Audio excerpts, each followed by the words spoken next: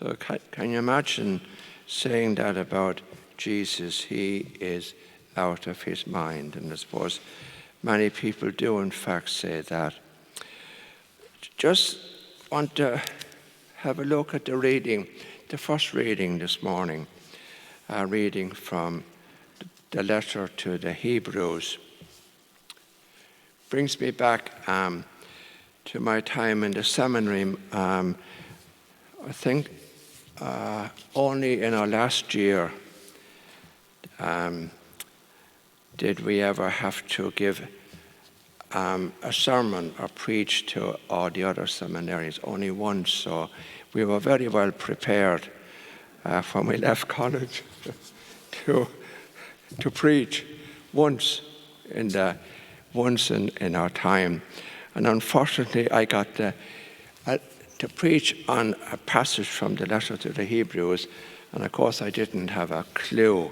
So I was really, and then we had a priest in charge there, and he tore me to pieces. But anyhow, told me I'd never be able to give a sermon, and so here I am, 56 years later.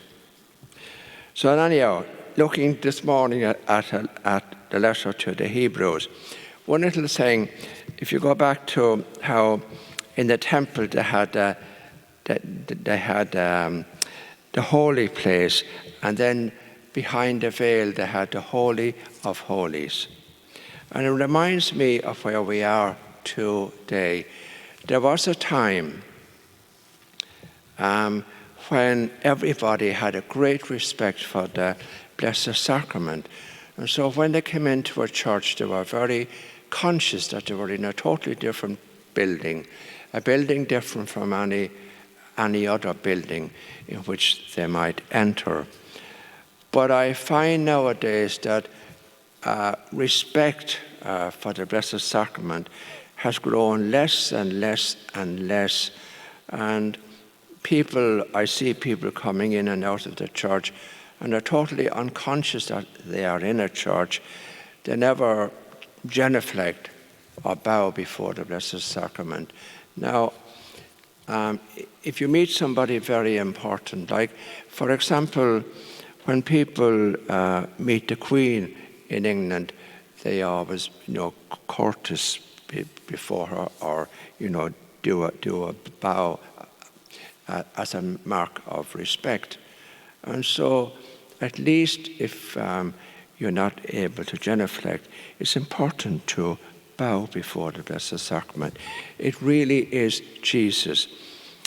And that comes through in the letter to the Hebrews this morning, that when Jesus came, we had, in other words, the real thing, so to speak. And the greatest gift that Jesus left us is the gift of the Eucharist.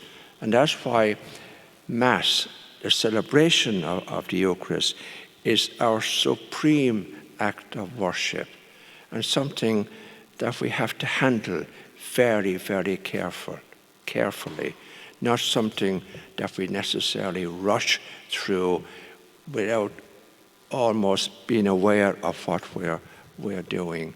How we do anything is how we do everything.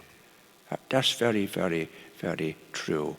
How we do anything is how we do everything. And very often we can get into a slipshod way of doing things, and I'm very aware of that today.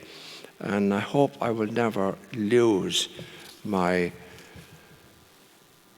absolute respect for the Eucharist and what a precious gift it is, that it is really Jesus himself, not a symbol.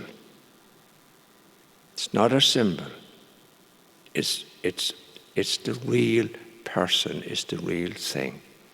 And we need to, that comes across in the letter to the Hebrews this morning.